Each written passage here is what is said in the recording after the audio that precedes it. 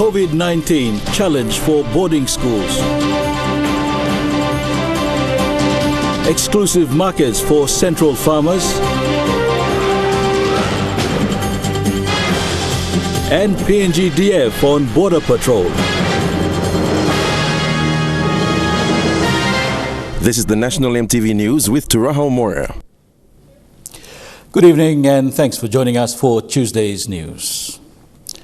Boarding schools throughout the country are working around the clock to introduce a workable strategy to cater for students in preparation for classes next week. One of these schools is Yarawari Technical Secondary School in the Central Province, which admits implementing the state of emergency protocols is challenging. Located at Sogeri is Yarawari Technical Secondary School. Here, teachers have resumed duties. We are a boarding school with almost a population of 860 plus students. Inside its staff room, they discuss ways to cater for the students who will come and live on premises while studying. That's one of the main concerns as studies resume next week. Because we have 4 to 5 or 4 to 6 students in one cubicle at the moment. Classroom spacing. Out of the 18 classes that we have, there's only one class that is possible to do this social distancing. So we are already thinking, should we bring in all the students from grade 9 up to grade 12, or should we just allow the 2 grades that are sitting for examinations to come into the school at this time? Much of the students coming to study here are from all over Central Province.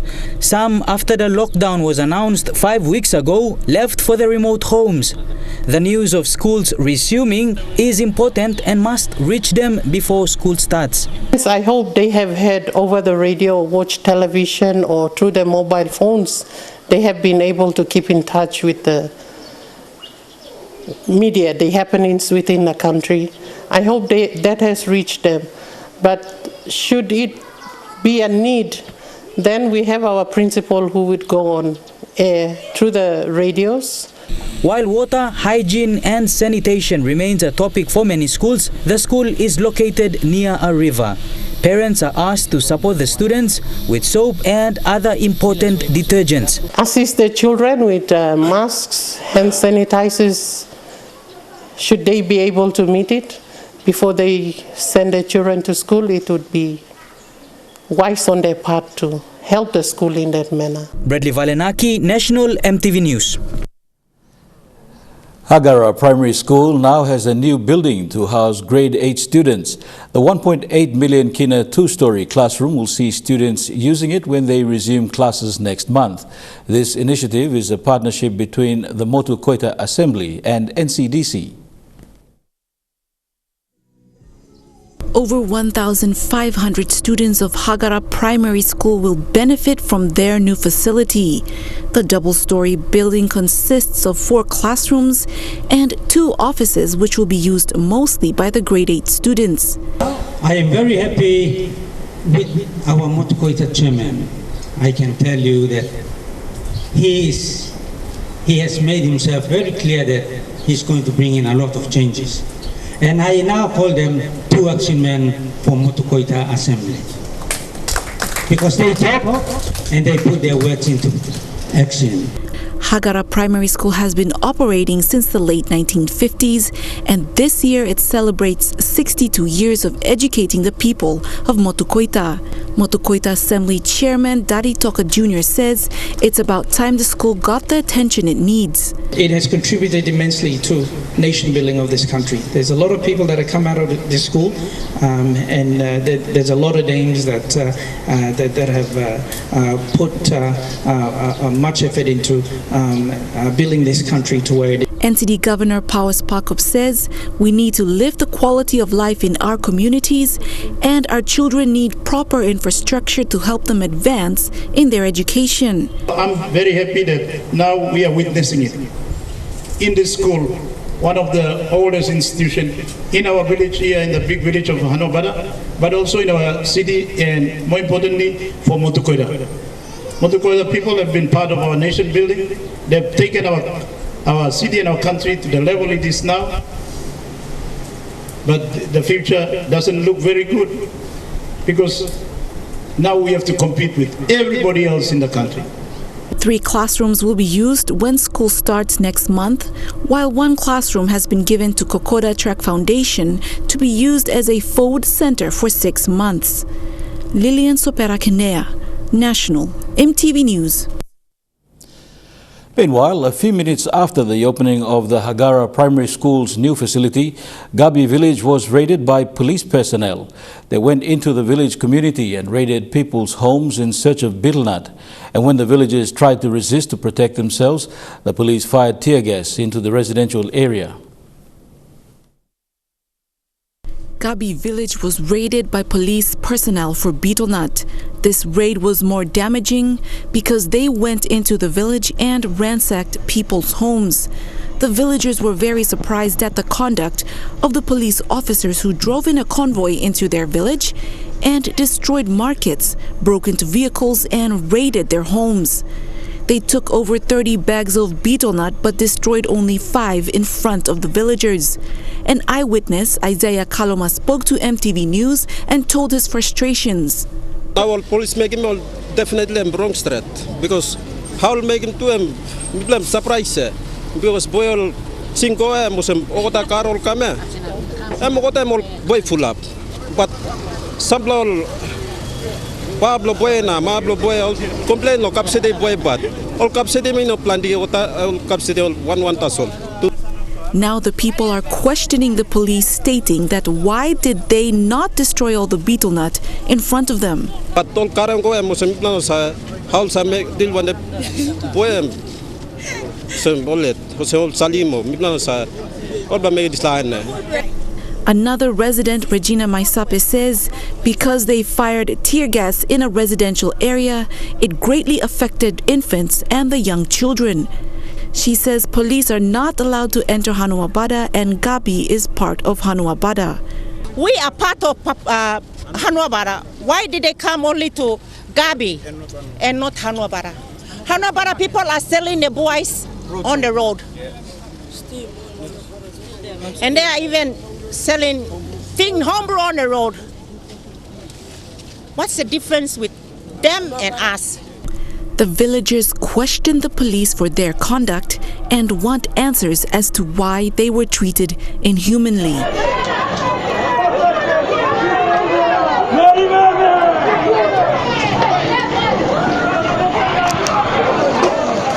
Lilian Sopera Kinea, National, EMTV News. Central Province farmers have been facing many challenges when bringing their produce to market in the city of Port Moresby. Governor of National Capital District Pas Pakop yesterday promised the people of Central Province that they will have a market exclusively for them. The same sentiments was shared by Prime Minister James Marape. The Governor of Central Province, Robert Agarobe, yesterday highlighted a long-standing fact that Central Province farmers always have a hard time bringing their produce to markets in Port Moresby.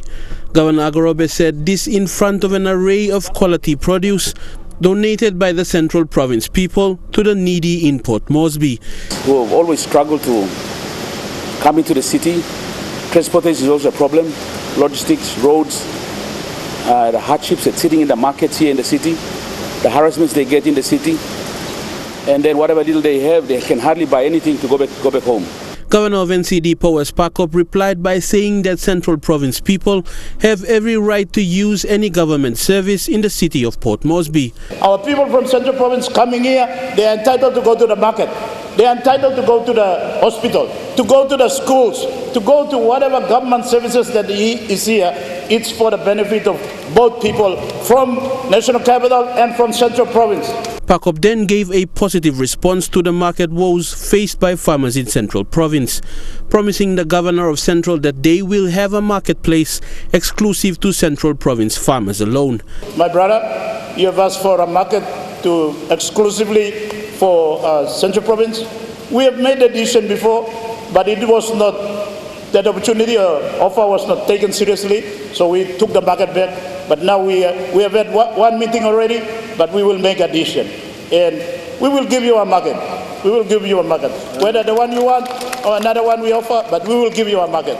Prime Minister James Marape, who was clearly impressed by the supply and quality of the food, supported the idea of Central Province farmers to have their own market. The Prime Minister also adding a bit of humor into the mix, stating that he would personally man the market. You tari or sibu or goroka or hagen or wabek or one have been able to market here, but my security guard. All right, market me can sell or supply. Yibla bigger governor, suppose market no camara, but with the cut on the ground and give more than that. Fidelis Sukina, National EMTV News. The first batch of potato seedlings for the Southern Highlands Provincial Government's potato farming project were distributed in Mendi recently. The 200 potato seedling bags were distributed to all the LLGs of the province by Provincial Administrator Joseph Kejatan and members of the administration. The seedlings were purchased from the innovative agro industry at a cost of 200,000 kina. The seeds are Santana potato breed imported from Israel and produces high quality yields. The seedlings will be distributed to model farms, which local farmers will be engaged to for further planting. These are part of the province's or the provincial government's economic empowerment policy. This is National EMTV News. We'll be back with more after the break.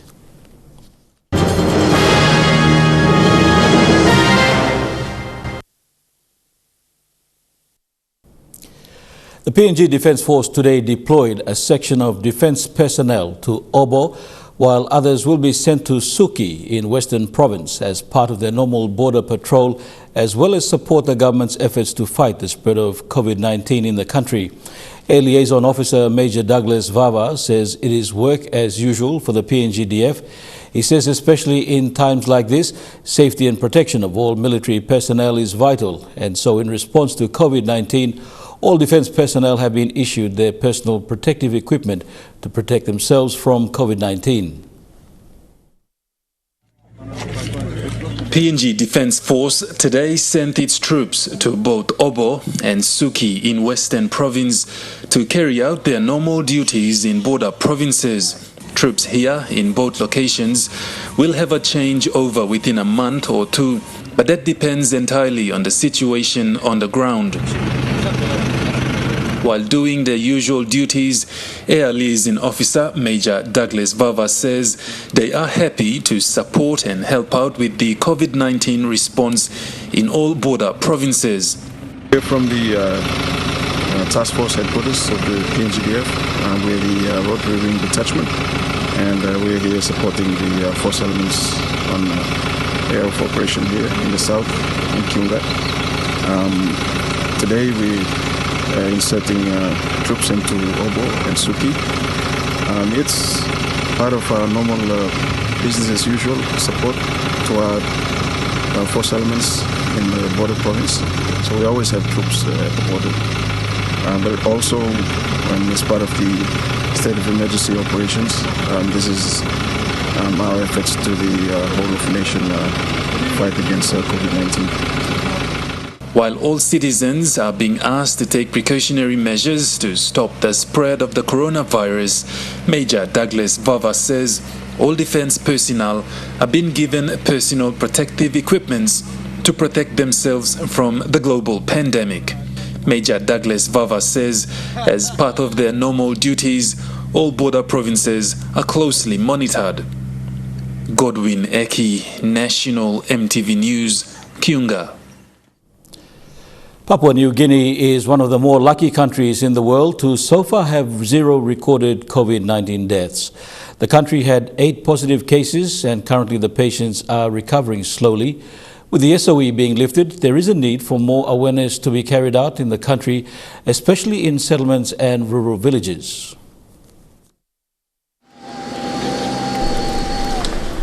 Papua New Guineans are not following the preventative measures set by the World Health Organization and implemented by the Department of Health.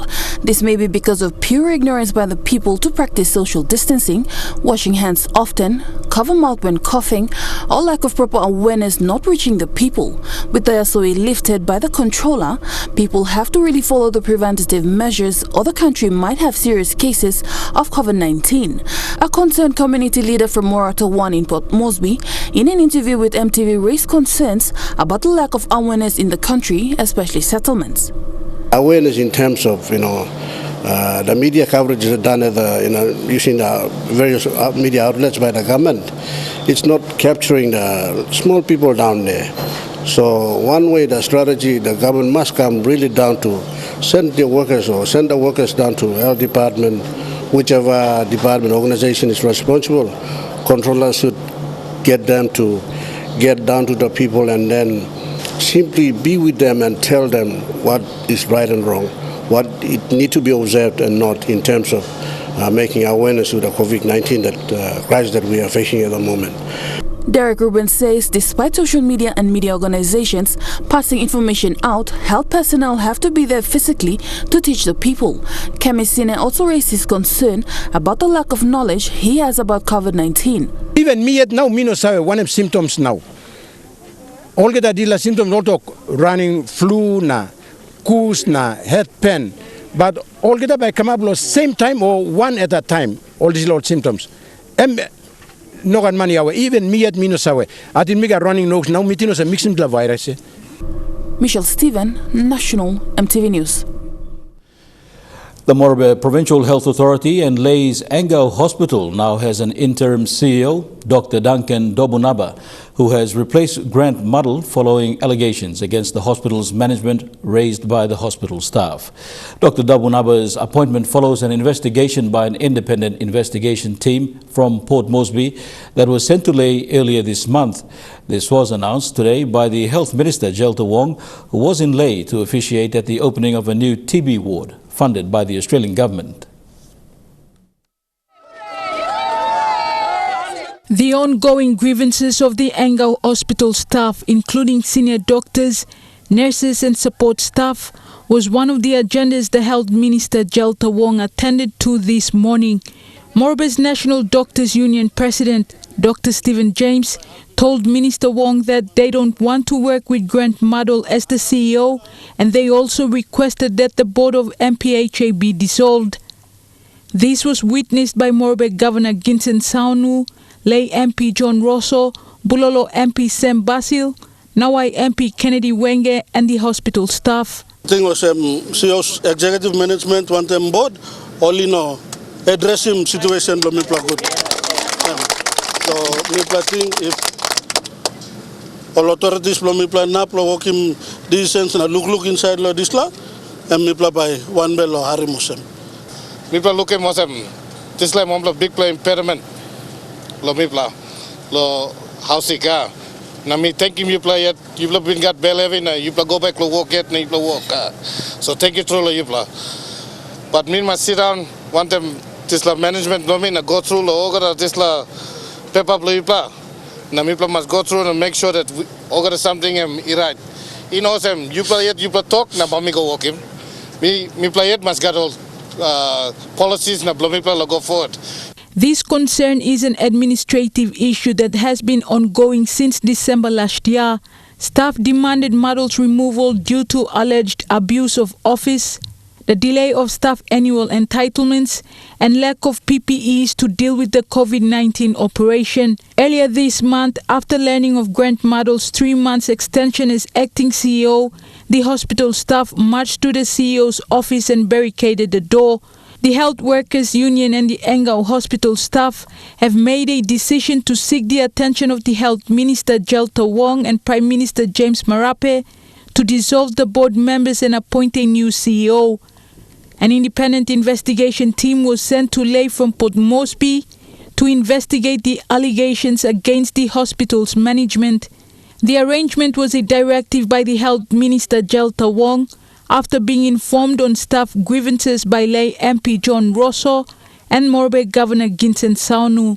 The Health Minister said MPHA and the hospital are given an interim CEO until further notice. The interim, just to calm the situation and get people back to work. Dr. Dabunaba, our chief medical officer, has been brought here to mitigate, and then the board can do the advertisements for a new CEO. These are policies in place. It's not the board's fault. These are policies that have been set by the National Department of Health. So they are just following the policy. And people must understand that the policy is not only for one province. The policy is for the whole country. And we all follow the same policy. Meanwhile, Lay MP and Minister for Lands John Rosso called on hospital staff to continue their services while waiting for the petition to be reviewed by the responsible authorities. Query demands that was the first phase. It's a side blow health. I'm giving first phase finish. Okay, investigation team, me keeping promise blow me been bringing them na talk I'm all representative blow me stop. One online law most people been come Dr. Dobunaba and one blow. So we've kept our part of the bargain. All come. You keeping part blow bargain blue plan, you still keeping services on, and that I should acknowledge it. Me to thank you. I'm you say big plus Sunday, you me ogadam, makim or legally man Mary Lorote. You say what we do is for them. Work blue me one time. Work blue minister. So what them talk now, instead of talking to a whole crowd like this, triple all representatives you me lo here and all talk straight one the minister. He's already sent Dr. Dobunaba and company sinan lo ground staff. You know some mania no sa em sana pinise. You think him you me talk man company he's coming here already lo. One me take him over or something now work. Okay, name lo triple one me representatives yeah. All talk to one the health minister na. You say he's a minister, yes, but he can't just do things like this. We have laws to follow. We've got to abide by laws and policies. We cannot seem to be breaking the system. That's very important. Julie Badui, OA, National MTV News, Lay. Most PMVs in Lay, however, did not adhere to this with their own concerns of losing out on their daily takings. Now that fares have increased, commuters say some PMVs are taking advantage of this situation.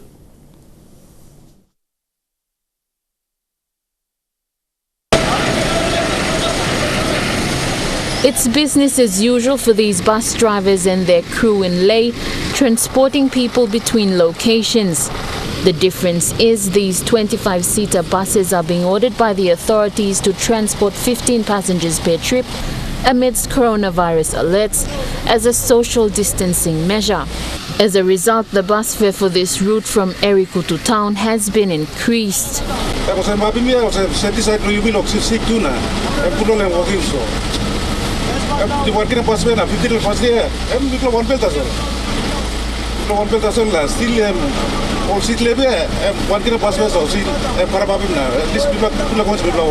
Last week, there was a letter from the Morbid Transport Board to PMV operators stating an increase in bus fare during the SOE period. The letter stated that this increase is to cut down on the travelling public in light of COVID-19 concerns.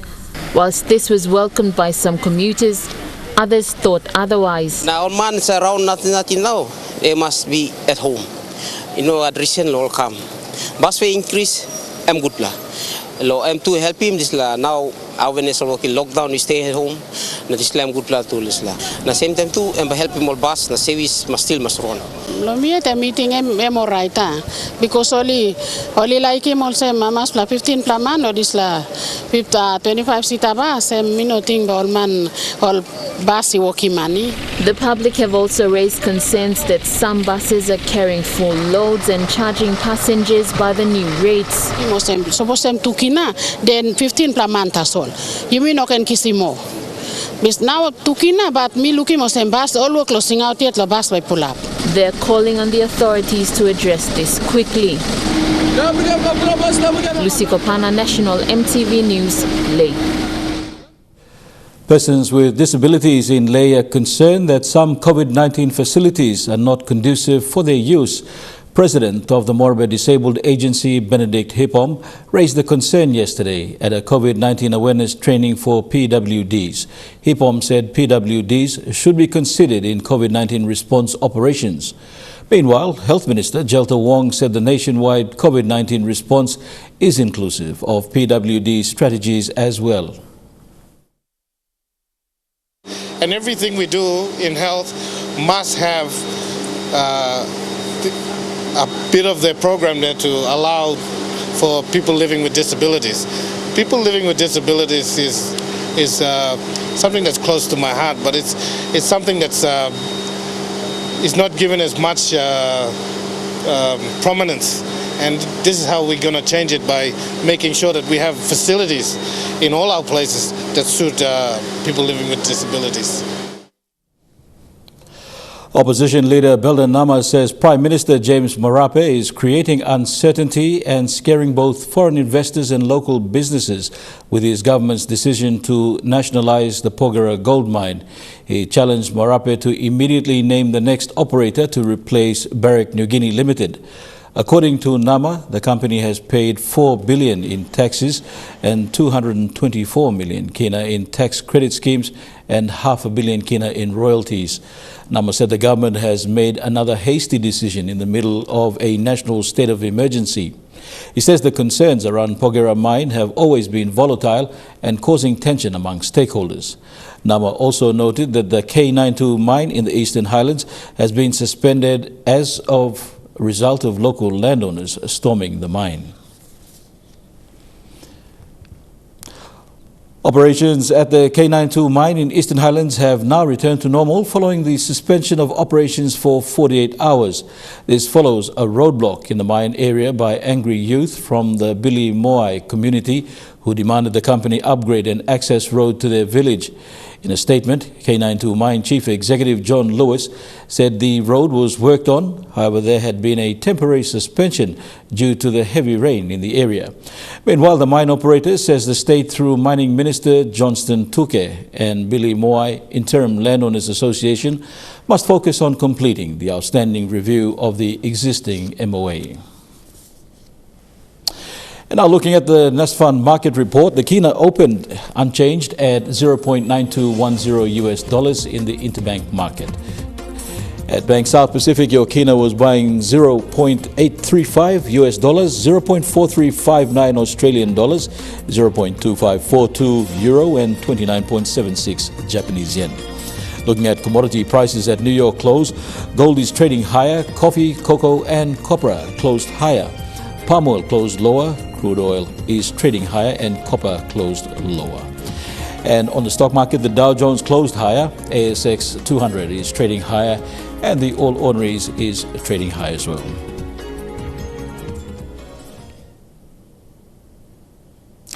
We'll take a short break. When we return, we'll bring you news making headlines overseas.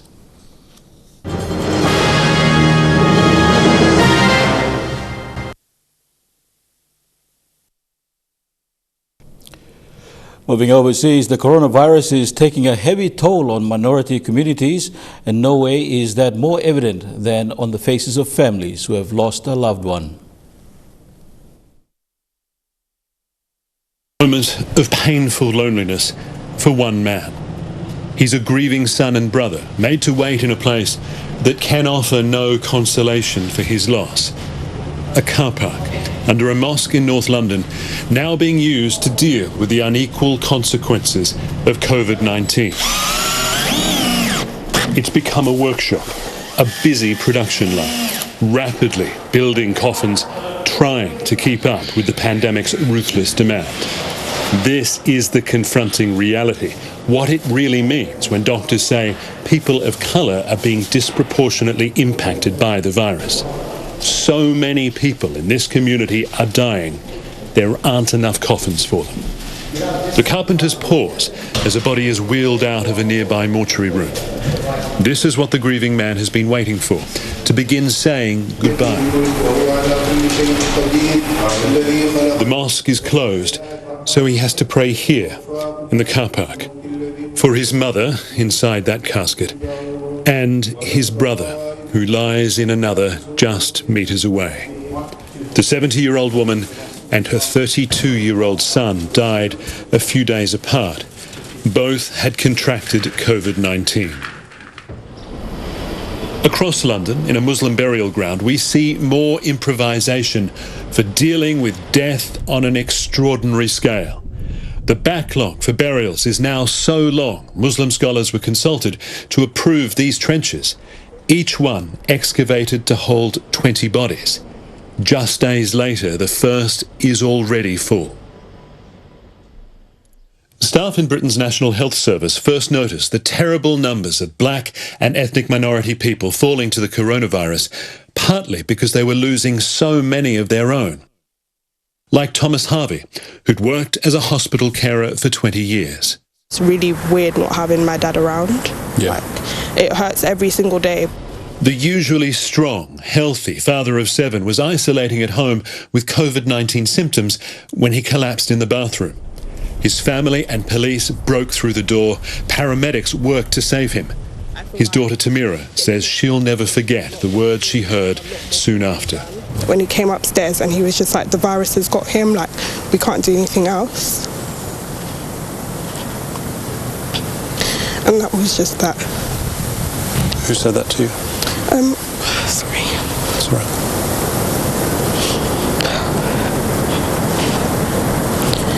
One of the paramedics. Much of the evidence is anecdotal, but in the United Kingdom, as in the US, it appears undeniable. COVID-19 is devastating communities of colour. While reasons are researched and debated, a greater need looms clear: protecting vulnerable people who are experiencing a desperately unfair burden of pain and loss. The UK has now recorded more than 21,000 deaths from COVID-19, but that only counts for those who died in hospitals. And after battling the virus himself, Prime Minister Boris Johnson has returned to work today. Called on people to remain patient. Speaking outside Downing Street, Boris Johnson said the country was beginning to turn the tide against the virus, but it was still at maximum risk. I refuse to throw away all the effort and the sacrifice of the British people and to risk a second major outbreak and huge loss of life and the overwhelming of the NHS. Boris Johnson's facing growing pressure from within his party and from the opposition to ease the lockdown rules as the country enters its 6th week. Italy will ease some restrictions from next week, 7 weeks after going into lockdown. Parks, manufacturing and construction businesses will be first to reopen. Restaurants will also be able to serve takeaways and people will be allowed to exercise outdoors. For 30 years, they've been cooking up Italian classics in family-run Ripadodici. For 7 weeks, it's been delivery only. But from next Monday, they can offer takeaway too, as the world's first national lockdown of the pandemic starts to ease. There'll be strict rules on hygiene and numbers, but for the owner's daughter, it's welcome. On one hand, it's a relief because we're overcoming the emergency stage of the outbreak and can see a glimmer of hope. But on the other, we're full of sorrow because it won't be a simple return to normality. The lockdown has had a catastrophic impact. It's been the sacrifice of a lifetime to build our restaurant. We can reopen, but many won't. As Italy starts to unlock, parks too will open up and outdoor exercise will be allowed. A breath of fresh air for Veronica and her 4-year-old son, Tito. I'm happy I'll be able to play inside, he says, and I'm looking forward to feeding the ducks. Movement too will be eased. The police checks will remain, but people will be allowed to travel within their own region and to visit relatives with face masks. A taste of freedom for a nation that's endured such suffering. This is a roadmap to reopening by a government keen to show Italians that their sacrifices are paying off. Italy's national lockdown came exactly 2 weeks before that of Britain. The authorities here feel that people now deserve to see a way out, so that patience doesn't fray. But psychologists say it is already. Professor Giampaolo Nicolais talks to his students about the impact on families. With schools shut till September and children feeling their parents' stress and fear, he's seeing many new patients. Are you worried that this could be something long-term? I think so. These symptoms we know from experience that may happen and be manifest in the moment, but also may come out months later. We can have delayed reactions. And while small funerals can resume, church services can't. The clergy says that goes against freedom of religion. The lockdown has been Italy's salvation. Lifting it is a risk, but also an attempt to show this country it will recover one day. Trukai Sports is next, and Helen Sayre is at the sports desk. Thank you to Rahul. We'll have cricket and NRL. I'll be back with the details after the break.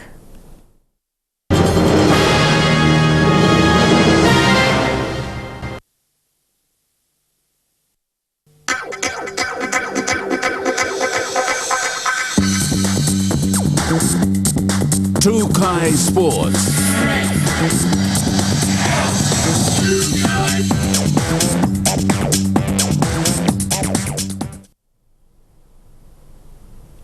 Welcome to Trukai Sports. The men's cricket team, the Barramundis, have resorted to training at home, with players doing individual training in preparation for the ICC T20 Cricket World Cup. The T20 World Cup will be in October, and the team is waiting for the state of emergency restrictions to be lifted so they can get back to full-time training as a team. The Papua New Guinea men's cricket team sealed a historic place at the T20 World Cup after defeating Kenya by 45 runs to finish top of their group at the qualifying tournament in the United Arab Emirates last year. But with the COVID-19 pandemic worldwide and the lockdown in place in the city of Port Moresby, the team have resorted to home-based training. The last time the Barramundis actually played was with a select side from the Kirakira village in Port Moresby. The PNG Barramundis have not played an international fixture since sealing qualification for the T20 World Cup last year. Despite being unable to access their usual facilities, Barramundis head coach Joe Dawes said most of the players lived in the same village and had continued training together in small groups. Dawes says the players are training individually at their homes and villages. They have programs to do 6 days a week. Seen in these videos, they are training very hard for the World Cup coming up in October. Charles Amini Jr. is seen here in this video. Like everyone, they are waiting for restrictions to be lifted, and once they are, they will get the players in a start to ramp up training. The current squad is of 18 players and a development player. Dawes says he is optimistic about the talent available.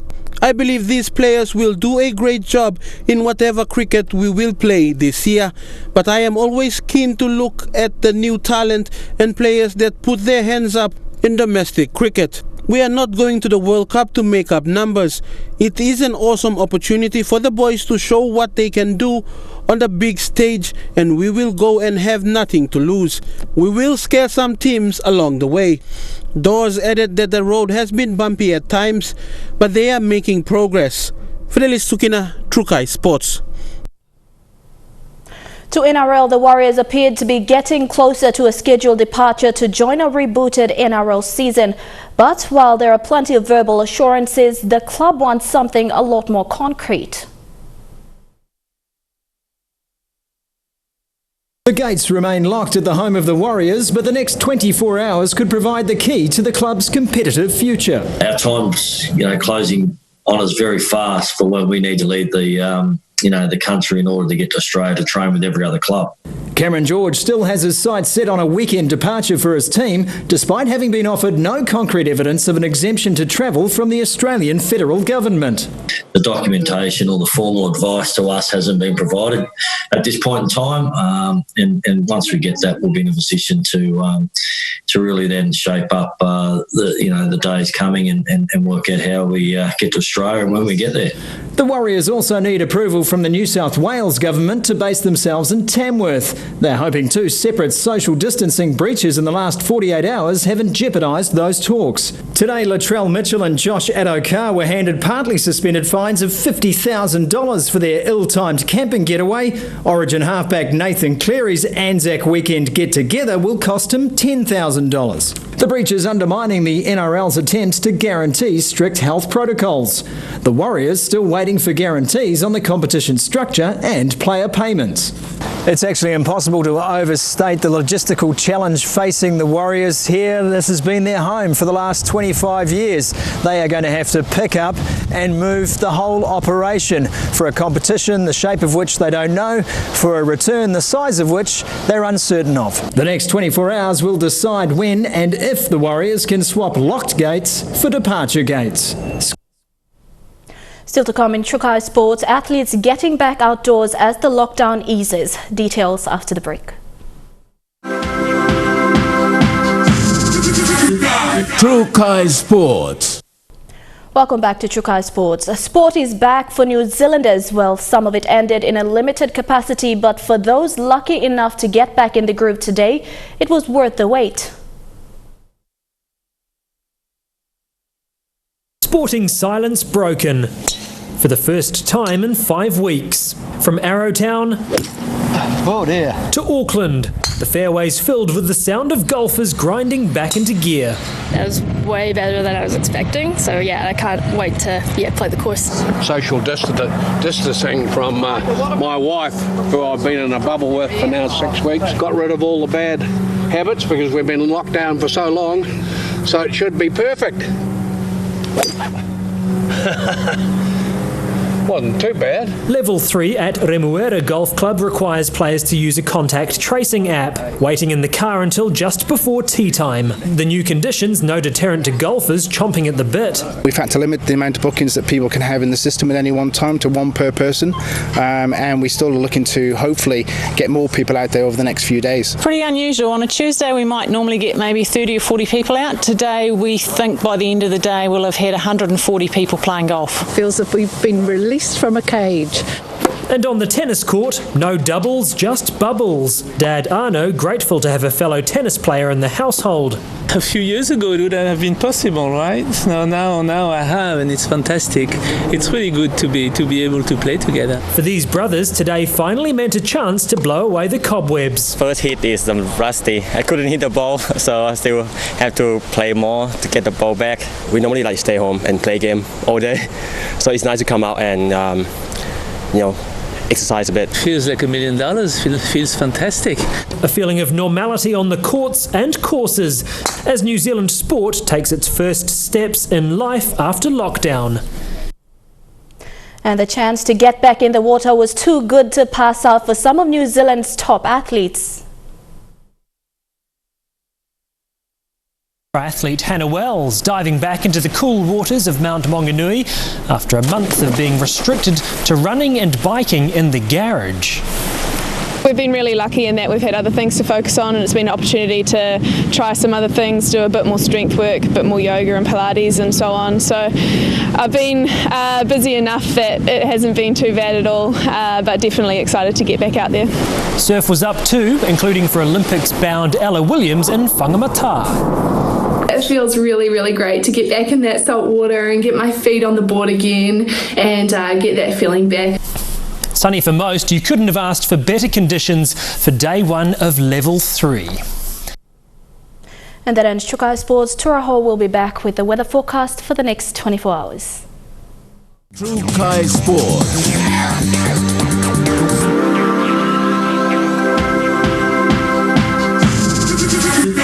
Chukai Sports.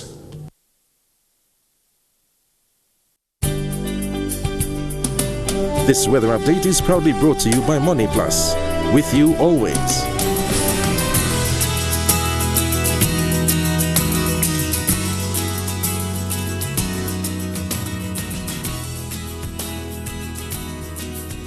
Weather forecast for tonight and tomorrow. Southern region, Port Moresby mostly fine, Daru fine, Kerama mostly fine, partly cloudy. Alotau partly cloudy, then possible afternoon showers, and Popondetta partly cloudy with showers developing. In the Mamasa region, Ley and Madang mostly fine, fine in Wewak, with Vanimo partly cloudy, then possible afternoon showers developing. New Guinea Islands, Lorengau, Kavieng, Kokopo and Rabaul fine, Kimbe mostly fine, then possible afternoon showers developing, and mostly fine in Boca.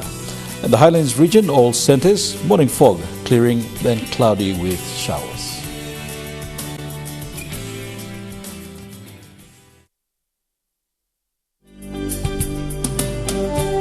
The weather update was proudly brought to you by Money Plus, with you always.